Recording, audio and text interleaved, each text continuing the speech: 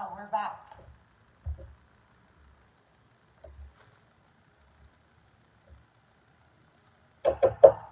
Not sure what happened. We were just talking about how I'm grateful for everybody's thoughts and prayers with what's going on with me. I didn't end up having my big surgery because I ended up having this more pressing health issue. So we just talked about that. And then we started getting into the afterlife. And I was right in the middle of talking about how we're talking about karma and how karma plays into your afterlife and being reincarnated.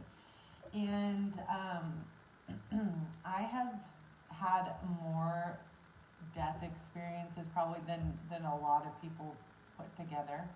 And so I really do have like a different outlook on it. But also when I was younger, I was taught by my guide. We were talking about Alistair, and he was telling me the story about how he made a deal to be able to guide me in this life for the first third.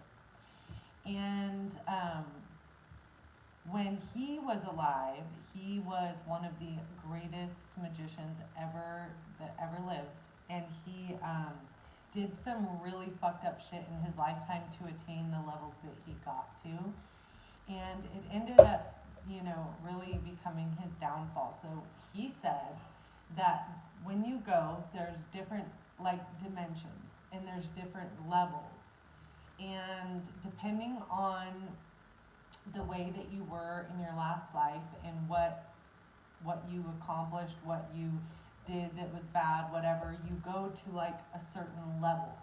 And then he said that he went to the worst level, which is people that do really horrible stuff in their life end up going to the lowest dimension, and they actually become demons. I know that sounds pretty crazy and hard for people to understand, but their punishment is almost to watch the living, and they can only feed off their negative emotions, so anger, pain, suffering. So that's why demons attach to people. I don't know where the gods made up that was the rule, that you die and then you go to that level. That's kind of shitty. But I guess you can't just kill a soul or something, so you have to do something with them, so they put him in that position. But when Alistair went, he ended up, because he did so many bad things, he ended up going to that level. But he's so smart and spiritually evolved that he would find spiritual loopholes and jump levels to get back to this life in order to guide me, which I'm really not that special, but he really was determined to get back here to me to be able to guide me in this life. And so finally, after he had done so, and this is coming from him, so but finally after he had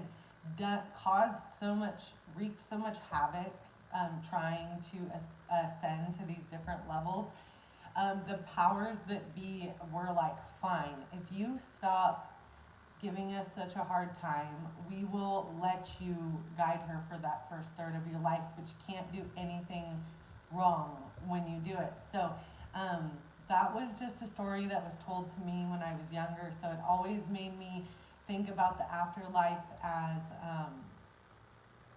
you really do go to probably a different level. I believe that your loved ones come and greet you when you die. I believe that right before you die, they somehow get a memo that that you're gonna die, so they have to come and bring you home. And I had an aunt that was one of my favorite aunts, and she knew that she was dying. And when she was getting ready to go back home to die, and I was getting ready to go away for a little while, I had asked her what her sign would be when she died, and it was an arrow. So ever since she died, well, first off, when she actually died, I was doing something with, there was arrows that were like made with hawk feathers. Right when I was told that she died, there was arrows present. And then, with what I do magically, I come in contact with magical people all the time. And it's funny because some people won't read me because they get like scared. And I've actually had walked into places or like tried to get a reading from somebody else because it's really hard to read yourself, which is why I'm going to do a reading for one of my sisters at the end of this. But I legit would get like kicked out of some places. Like they were like scared of my energy and scared of me or scared of my guide. That was one thing. They were like, your guides, we can't let you in. And that was when Alistair was guiding me. But I believe that I was taught that all religions, when you put them together, is like the truth, which is really deep concept to take in. But I believe that when you go, you're greeted by your family, and then I believe that you go to, if you were a good person, you go to like your ideal type heaven. But from what I've learned from psychic mediums that I know and stuff like that, is that it's a beautiful place. Let's see, I think that karma really does play a role in it. So somebody is like keeping tabs on what you do, right? I've done some really shitty things in my life, but I've done a lot of good and I've helped a lot of people, but I'm still scared for some reason, especially like facing a life-threatening thing. I'm like, oh shit, right, where am I going? Which way am I gonna go? But I think that the good that I did far outweighs the bad. So I would just really suggest that, if you've done bad things in your life or you've been a real shitty person, just start being better. Start helping people. Start trying to flip that karma around, because I think that it does matter and it does play a role in your ascension to these higher levels. And now we're going to get into reincarnations. So, we all know that I'm very vocal about my reincarnations because I remember them. And not all of them, but I've been here many, many, many times. So, and I really love this question. That's what I was going to say. I love when people give me like solid questions that bring up good topics, but this is funny because have you ever been told that you're an old soul? So this person was like, everybody tells me I'm an old soul. Like, what's up with that? What makes person an old soul? So there was this test that with my magic teachers where they did something on my hand, and there was certain markings, right, for every time that I've been a witch in this life, and it went all the way across, and it was at 14. But it ran out of room. So who knows how long I've really been coming back here. But what makes an old soul is just being reborn. I think that when a person dies, another person is born. And it's like this rotation, right? So you get to die, you get to go to that place, or you get to go to the bad place and then try to like work your way up. I'm not sure how that goes, but you definitely will be reincarnated at some point. I don't know if like some people get to stay, like the shitty people don't get to come back, or they come back as like something like, who knows, like something terrible, right? But I think that every time that somebody dies, a new soul gets to come in. And I know for a fact that you have your same soul family every lifetime, right? So it makes sense that if one of the person in your family dies, and then everybody dies and it rotates, but then everybody has kids and it rotates. Not necessarily in that same family, but I'm just saying in general, like you will go into a different life or you will go into a different family, but essentially you will meet up with that same soul family. So I don't know, like how the gods figured this out. This seems like a very tedious task to deal with millions and millions of souls, or what their what their whole scheme was, because that is a very difficult thing to work out, everybody's past, presents, and futures. But from what I heard, that when you get there, all of these like earthly troubles and all of the things that we worry about or have anxiety about, like none of that exists there. It's very strange. So every time that I've heard from a person that has passed, they all try to tell me the same thing, because I've always wondered what, like in this life, I've always wondered what it was like, and always wondered and thought about it, and I asked about it, you know. And so I was very lucky to have like the teachers and spiritual people that I had in my life to help me sort out all these things. And I don't know if it's helpful for you guys or not, but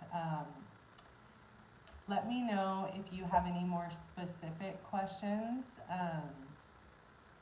And then this person also talked about having consistent dreams that felt real, but they couldn't figure out whether it was them or whether it was going to be them. I have very vivid dreams. Like I dream like I live. Like I totally get that, and I think that a lot of that comes from our subconscious. But I also do feel like your loved ones are able to visit you in dreams. And as for you being called an old soul, you probably have been here many times, and many other people that have been there many times probably see you and recognize that in you. So thank you for your topics. And then there was another lovely friend of mine she said, I think it depends on what your beliefs are. If you believe in reincarnation, you will be reincarnated. If you believe in nature, you will be a spirit of Mother Earth. If you believe in heaven, you will go to heaven. And that kind of plays into what I said before. I do believe that hi Chad, nice to see you. Hi Berta, nice to see you. Roxy, love you baby. Veronica, I do think that she's right. I think that, like, I see spirit in me and my mom were just talking about this, how I have a thing with trees, like I know that I sense that they're alive. Like I know that they're like alive and they're growing or whatever. But I feel like they have spirits. Like, have you ever seen the eyes of trees? I feel like I've always had this weird connection to trees. Like when people cut them down, I can feel like their agony and their pain. It's really, really weird. Like I've always got after my kids. Like if my kids are like beating bushes or like hitting trees, I'm like, hey, don't do that. The green man's gonna get you. So shout out to my kids and who I scared like their whole life about the green man. Every time they would hurt something that was like nature and living, I really would get after them. But I do believe that Teddy is right. Shout out to Teddy. I think that you do get to go to like whatever your religion is. But I almost feel like all of that fades away when you actually go there. Like you don't have this like, I don't know. I feel like you do go to a place that suits you. And but I feel like when you're actually there is like no religion. Like everybody realizes that what it actually was. Once you get there, you're like, oh yeah, I forgot because I was human, and now I'm back to where I'm from, and now I remember. But you know what it actually is and what we're all actually doing here. Which is weird that you forget that when you're born. But I don't know. You know, I feel like I'm not scared to die. I know that it's coming, and I'm not scared. So I just imagine that when I die, all of these people that I talk about that have passed, that they're just gonna like come and get me, and then I'm gonna go back, and then I'm gonna be reborn, and then that's gonna be, hopefully I remember all this stuff when I'm reborn, because so much. Oh yes, so shalom. Okay, so this is so funny. Hold on, I want to see if I can see your whole. Okay, so shalom is one of my sisters and also a teacher of mine, and she's talking about a journey that we had in my living room, or her living room. I'm sorry, in Petaluma. I can't see what else you said, but that it was my first time doing a trance. So if you don't know what a trance is, it's basically you're getting up out of your body and you're going to the spirit world. Like some people call it spirit walking, some people call it trance work. And I remember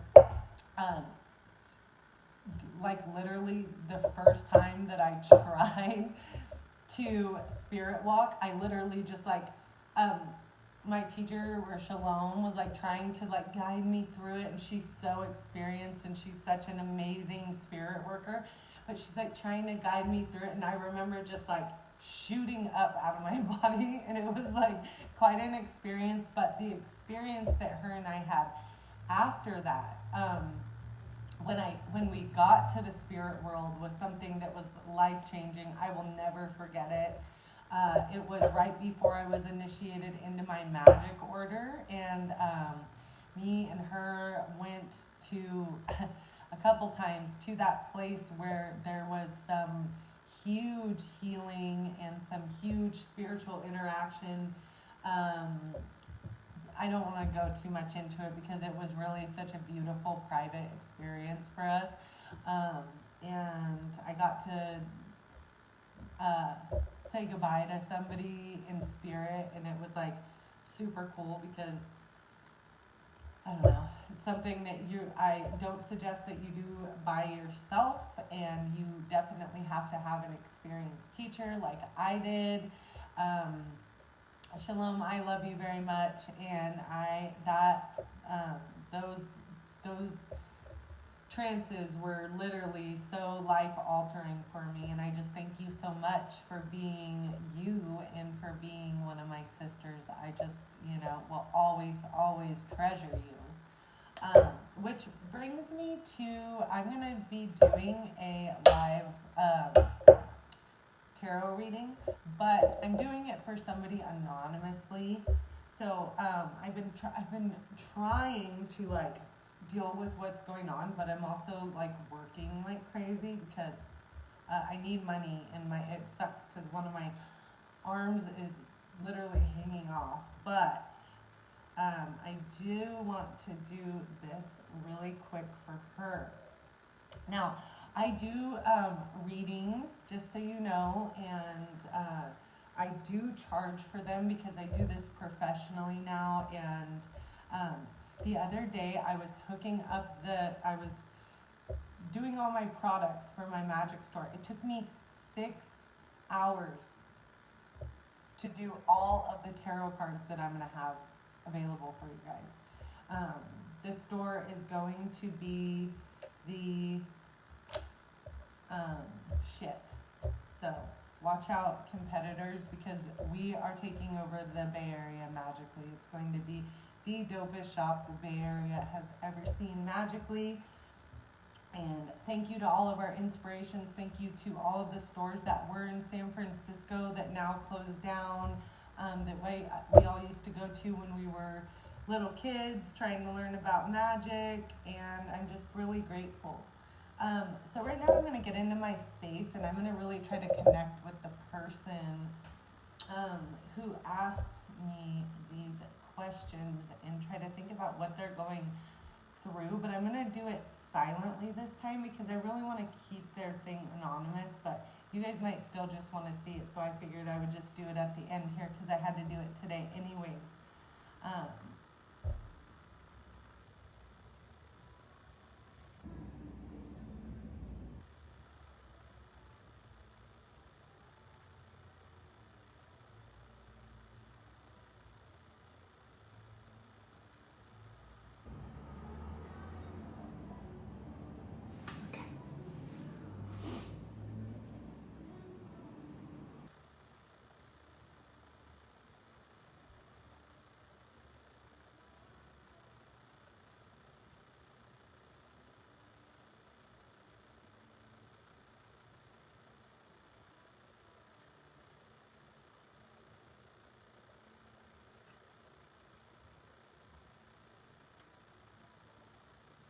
so, just for her, this is the first card I got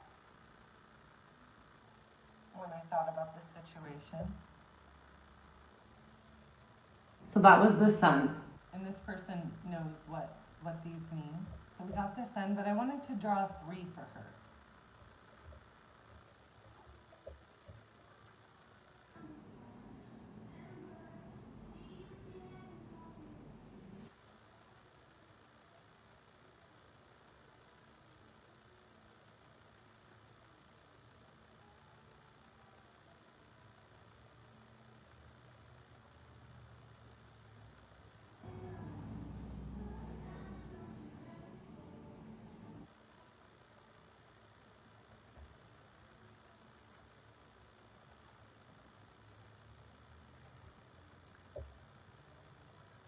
Princess of Wands.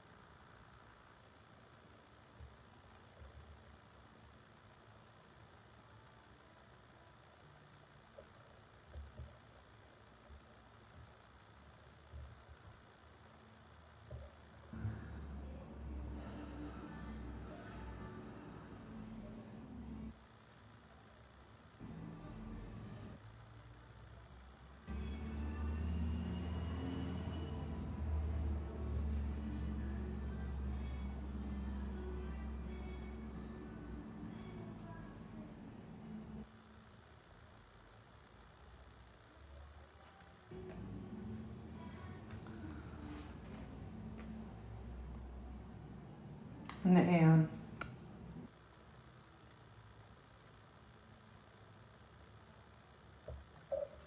Alright, so to my sister, she